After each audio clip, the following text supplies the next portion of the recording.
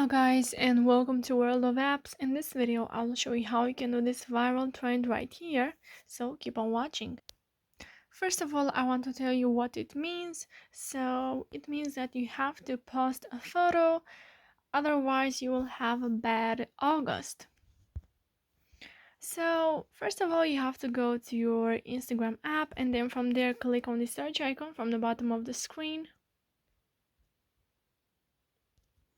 And then from this page, from Ali and John YTT, you'll have to go to August, add yours at highlights.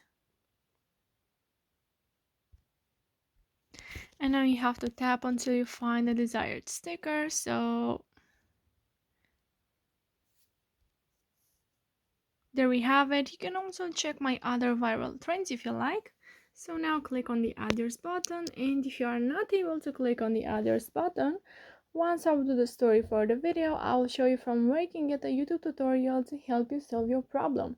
But first, let me do the story, and afterwards I will show you the tutorial. So now you have to go to your uploads and choose a random photo from there. I will go with this one.